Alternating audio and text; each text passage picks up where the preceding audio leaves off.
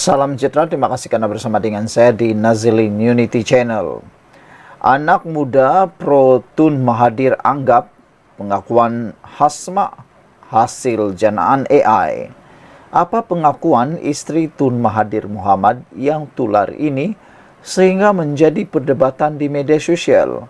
Ianya sebenarnya berkait dengan pengakuan istri Tun Mahathir kenapa atau apa sebab beliau tidak pernah memakai tudung sepanjang yang kita tahu.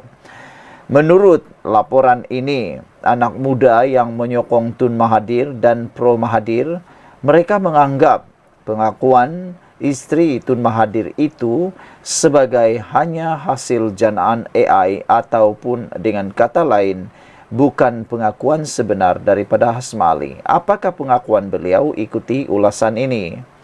Terdapat anak muda yang menganggap pengakuan Tun Dr. Siti Hasma Muhammad Ali berkenan sebab beliau tidak bertudung adalah hasil janaan kecerdasan buatan AI. Reaksi tersebut susulan tular kembali sedutan rakaman pengakuan istri Tun Dr. Mahathir Mohamad itu pada tahun 2017. Menerusi kenyataan kepada pemberita ketika itu, Hasma memberitahu beliau tidak bertudung kerana dilarang suaminya. Pengakuan itu cukup menggemparkan kita semua dan cukup mengejutkan kita semua. Menurut video yang tular itu, suami saya larang saya bertudung. Bila bertudung, kena minta kebenaran daripada suami, katanya. Saya ada teringin bertudung lepas balik dari Mekah. Naklah ambil berkat, pakailah tudung. Sampai dia Mahathir palingkan mukanya jelasnya lagi. Hasma berkata demikian selepas merasmikan simposium Siti Hasma, wanita pencorak masa depan negara di Bukit Damansara, anjuran wanita Parti Pribumi Bersatu Malaysia Bersatu. Susulan penafian penyokong Mahathir atau turut digelar Walatun, warganet mengingatkan bahawa pengakuan Hasma itu berlaku jauh sebelum wujudnya teknologi AI.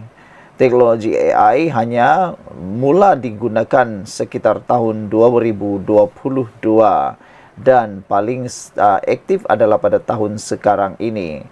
Tahun 2017 punya video ni walantunoi. AI pun belum wujud lagi. Kau yang no, berkata seorang netizen mengulas tentang penafian tersebut.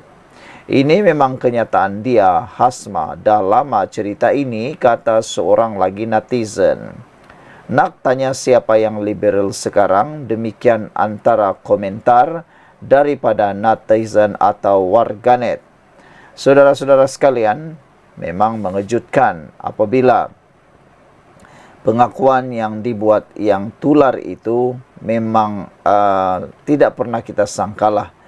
Sekarang ini memang sangat tular video pengakuan daripada Siti Hasma ini. Sejauh mana ia benar atau tidak, ianya bergantung kepada pengakuan dan penafian sendiri melalui Siti Hasma, juga daripada Tun Mahathir. Kita belum nampak lagi ada penafian langsung daripada Mahathir dan juga daripada Siti Hasma sendiri. Apa sebab Siti Hasma, isteri kepada Tun Mahathir, tidak memakai tudung? Mengejutkan kita. Kata isteri bekas Perdana Menteri itu, beliau dalam satu kenyataan yang tular itu mengatakan kononnya bahawa suami saya larang saya bertudung. Bila bertudung kena minta kebenaran daripada suami, kata Siti Hasma. Menerusi kenyataan itu, semuanya memang terkejut. Hasma memberitahu beliau tidak bertudung kerana dilarang suaminya, kata laporan ini. Saya ada teringin bertudung lepas balik dari Mekah. Naklah ambil berkat, pakailah tudung. Sampai dia Mahathir palingkan mukanya, kata beliau lagi. Jadi sekarang ini netizen atau walantut yang juga dikenali sebagai penyokong Tun Mahathir Mohamad menafikan dan membuat penafian bahawa perkara itu bukan adalah pengakuan terus daripada isteri Tun Mahathir, dan mereka kata itu hanya janaan daripada teknologi AI. Penafian para penyokong Tun Mahathir yang digelar walantut. Walau bagaimanapun, netizen kata tahun 2017 video ni walantutoi. AI pun belum wujud lagi. Kau yang noob, kata seorang lagi netizen. Ni memang kenyataan dia. Hasma dah lama cerita ini. Dan seorang pula nak tanya siapa yang liberal sekarang. Sekian untuk kali ini. Jangan lupa tinggalkan komen Anda. Salam sejahtera, terima kasih karena bersama dengan saya di Nazilin Unity Channel. Adakah keputusan pilihan raya PRK Nenggiri akan dibatalkan? Menurut laporan ini, gimik tutup malu bersatu dibidas. Mahu pengundi saksi petition Nenggiri. Ada yang kata bersatu ni tak tahu malu kah? Sudah kalah teruk tapi masih mahu juga membidas dan mahu pula membuat petition kononnya mereka boleh menang. Gimik tutup malu, itu yang disebut bersatu dibidas mahu pengundi saksi petition Nenggiri. UMNO Kelantan berkata pemimpin bersatu tidak perlu buang masa fail petition PRK Nenggiri kerana rakyat telah buat keputusan pilih adun baharu daripada Barisan Nasional. Lagi pula dilihat daripada prestasi semasa, adun baru ahli Dewan Undangan Negeri yang baru dipilih di Nenggiri telah bekerja dengan begitu luar biasa. Baru sahaja jadi adun, beliau telah pun mendirikan beberapa buah ATM mesin pengeluaran wang di kawasan Nenggiri. Harapan bersatu supaya penduduk atau pengundi tampil sebagai saksi bagi membolehkannya memfailkan petition PRK Dun Nenggiri hanya gimik politik untuk menutup malu bidas UMNO Kelantan. Ketua penerangannya, Zawawi Othman berkata, pemimpin bersatu tidak perlu membuang masa memfailkan petition PRK itu kerana rakyat Nenggiri sudah membuat keputusan memilih adun baharu daripada Barisan Nasional BN. Ini minta saksi tampil bantu file petition hanya gimik politik murahan untuk menutup malu atas kekalahan berturut-turut bersatu, iaitu dalam PRK Nenggiri dan Mahkota. Sememangnya lumrah manusia yang mahu meletakkan kesalahan kepada orang lain atau lawan Barisan Nasional atas kelemahan atau kegagalan mereka, seperti Gesaan Bersatu Kelantan mahu pengundi Nenggiri tampil jadi saksi untuk mereka buat petition, sedangkan hampir 2 bulan PRK telah berlalu, katanya kepada FMT. Zawawi bagaimanapun tidak menghalang jika pemimpin bersatu bertegas mencabar keputusan PRK itu kerana demokrasi membenarkannya. Pada 9 Oktober lalu, media melaporkan Ketua Bersatu Kelantan Kamarudin Matnor berkata, sehingga kini tiada pihak tampil menjadi saksi menyebabkan petition PRK Dun Nenggiri tidak dapat dilakukan. Petition ini boleh dilakukan dalam tempoh 6 bulan selepas berlangsungnya PRK dan kita ada masa sehingga Februari tahun depan, katanya. Walaupun peluang untuk memfailkan petition itu adalah tipis, kita masih berharap ada saksi berani tampil dalam tempoh yang ada ini, katanya. Pada 21 Ogos, Kamarudin berkata Perikatan Nasional sedang mengumpul bukti untuk memfailkan petition Dewan Undangan Negeri Nenggiri yang dimenangi calon Barisan Nasional Azmawi Fikri Abdul Ghani 17 Ogos lalu. Katanya, segala maklumat dikumpul termasuk dakwaan wujud sogokan dan ugutan kepada pengundi sepanjang kempen PRK berlangsung. PRK Nenggiri dimenangi Azmawi dengan majoriti 3,352 undi, menewaskan Muhammad Rizwadi Ismail yang mewakili Perikatan Nasional. Sekian untuk kali ini, jangan lupa tinggalkan komen Anda. Salam sejahtera, terima kasih karena bersama dengan saya di Nazilin Unity Channel. Saat isu paling panas berkait dengan ahli politik berpengaruh menyimpan uang rasuah 5 juta ringgit di sebuah pangsapuri, ini pula kes yang panas berkait dengan Mahathir Mohamad. Mahathir kata, saya saman Zahid sebab dia saman saya. Ada netizen agak rasa lucu dengan apa yang dilaporkan di Malaysia kini ini. Mereka kata, beginikah sifat orang yang dah makin tua? Kata mereka, makin lama makin lucu, makin lama makin luar biasa.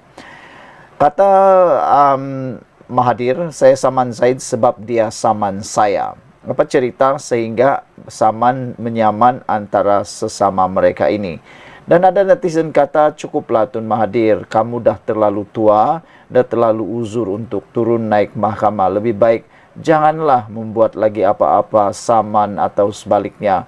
Kata netizen, itu sebab Tun Mahathir disaman, sebab beliau sudah terlalu uzur tapi masih lagi mencampuri urusan dunia. Kalaulah Tun Mahathir berdiam diri dan sudah cukup, perlu berehat sudah, tentu tiada yang mau menyaman Tun Mahathir, kata netizen. Ada netizen yang cukup kesian dan simpati dengan Tun Mahathir kerana dalam usia yang terlalu tua, lanjut dah mencecah hampir setahun saja lagi 100 tahun, dia masih perlu pula turun naik mahkamah. Ini baru kes soal saman Zahid dan lawan Mahathir, belum lagi kes-kes yang lain. Apa pula pendapat anda semua? Ramai orang menasihati Tun Mahathir supaya berehatlah. Jangan lagi sibuk dengan dunia politik. Jangan lagi sibuk dengan dunia manusia.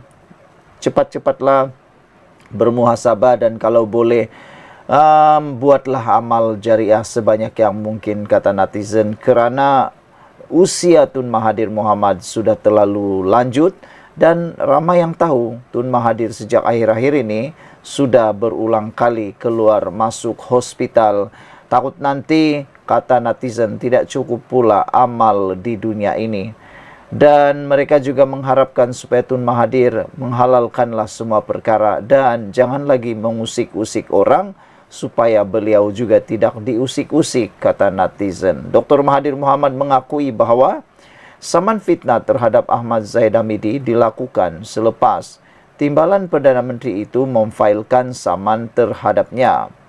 Bekas Perdana Menteri itu ditanya mengapa dia memfailkan saman fitnah ke atas Ahmad Zahid berkaitan dengan dakwaan.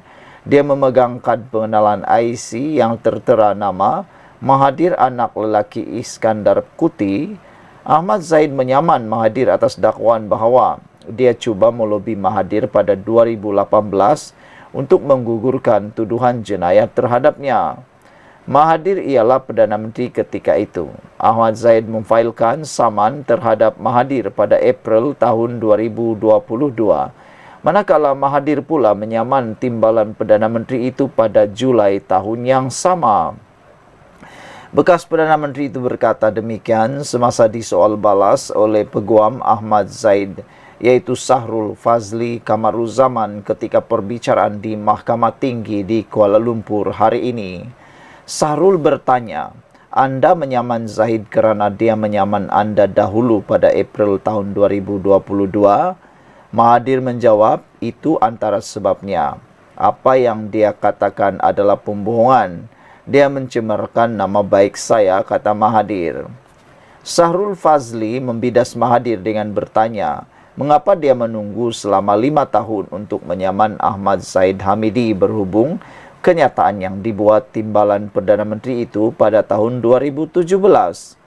Pada ketika itu, peguam Mahathir iaitu Muhammad Rafiq Rashid Ali membantah soalan berkenaan dengan mengatakan Undang-Undang Sivil memberi peleratif sehingga 6 tahun untuk memfail saman dari tarikh kenyataan itu dibuat. Perbicaraan di hadapan Pesuruhjaya Kehakiman Gan Teck Cheong disambung petang tadi. Dalam pernyataan pembelaannya, Ahmad Zahid Hamidi menafikan bahawa kenyataan itu berniat jahat, memfitnah atau menjejaskan reputasi awam Mahathir.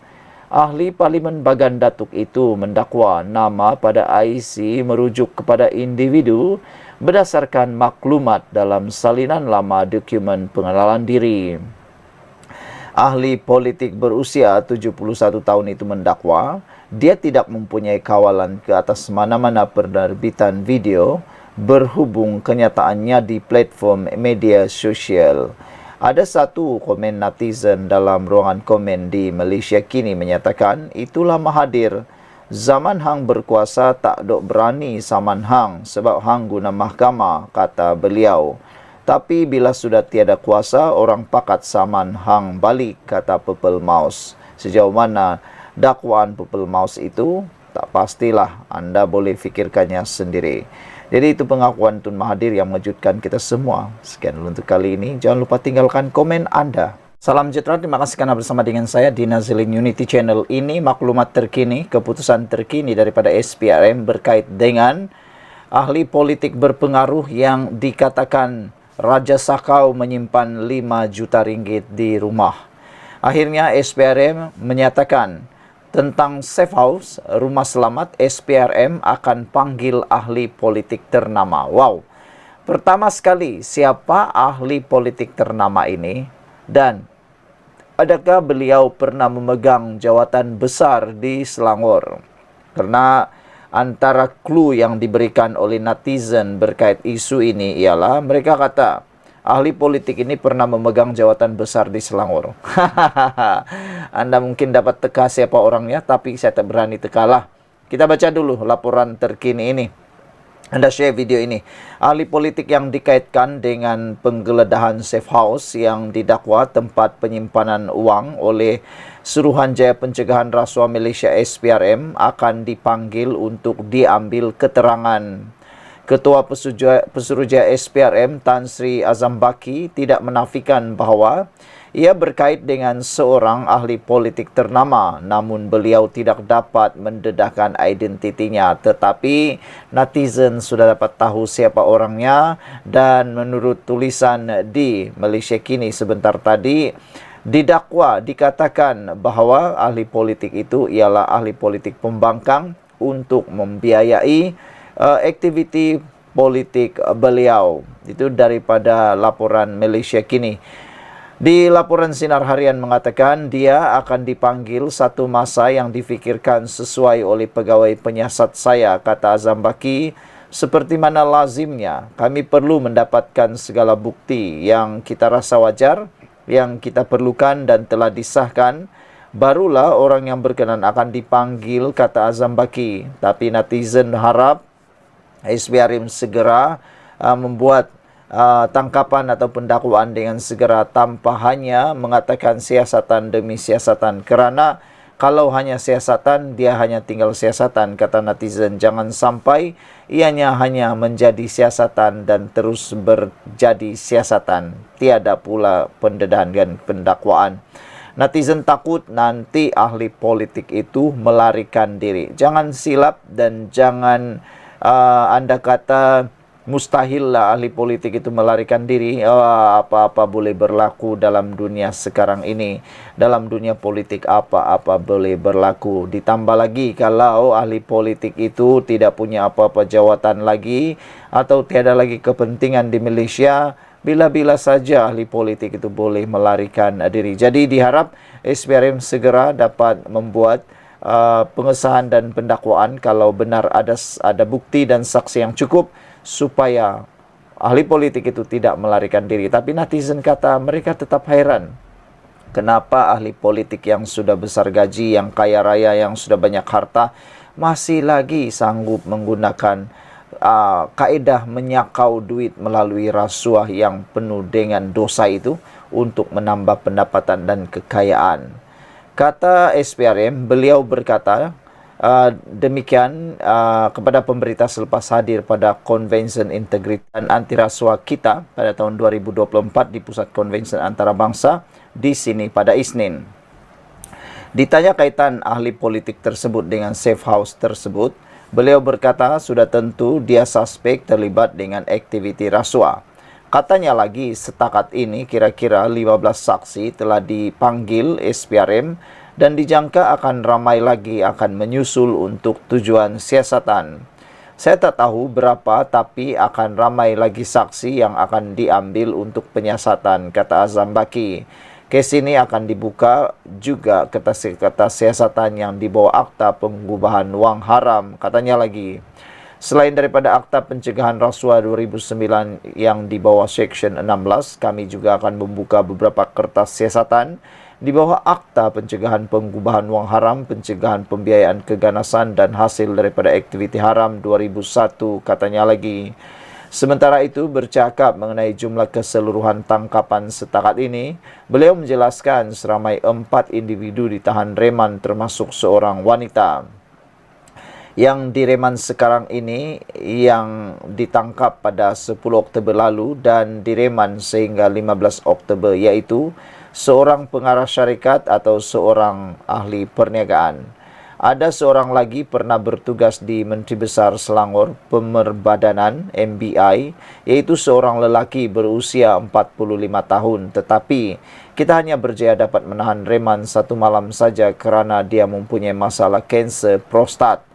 Ketiga-tiga individu berkejawatan pemandu berumur 43 tahun dan direman selama 3 hari telah pun dibebaskan dan dilepaskan, dan seorang lagi wanita iaitu bekas pegawai kewangan satu syarikat yang terbabit, yang mana syarikat ini adalah yang mendapat konsesi pasir berkenan dan berumur 46 tahun, tetapi telah dilepaskan selepas reman 3 hari, katanya. Sebelum itu, beliau turut mengesahkan laporan mengenai penemuan 1,5 juta ringgit atau 1,5 juta Singapura dolar atau kira-kira 5 juta ringgit Malaysia di sebuah tempat yang dikatakan sebagai safe house. Sinar Harian pada Ahad melaporkan mata wang asing itu ditemukan susulan penahanan beberapa individu berkait kes rasuah berhubung konsesi pelombongan pasir. Saudara-saudara sekalian, apa yang mengejutkan kita ialah yang mendedahkan safe house itu, rumah tempat menyimpan uang itu adalah rakan kepada atau orang tengah menyimpan uang tersebut. Sekian untuk kali ini. Jangan lupa tinggalkan komen Anda untuk isu kali ini. Adakah Anda akan dapat meneka siapakah orang yang bertanggung jawab dalam isu kali ini? Siapa agak-agaknya yang makan rasuah ini? Siapa ahli politik yang ternama ini? Menjadi tanda tanya kita semua. Tetapi dalam maklumat terkini yang kita terima ini, Azam Baki telah pun mengesahkan bahawa ditanya tentang safe house itu, dia mengatakan bahawa salah seorang yang telah ditangkap itu ialah pernah bertugas di Menteri Besar Selangor Pemerbadanan MBI, iaitu lelaki yang berumur 45 tahun, tetapi beliau tidak dapat ditahan reman lama kerana ada masalah kanser prostat. Ketiga individu berjawatan pemandu berumur 43 tahun dan telah direman selama 3 hari. Dan satu lagi identiti yang disahkan ialah seorang wanita yang juga merupakan bekas pegawai kewangan satu syarikat yang terbabit, yang mana syarikat itu yang mendapat konsesi pasir berkenan dan berumur 46 tahun, tetapi telah dilepaskan selepas direman 3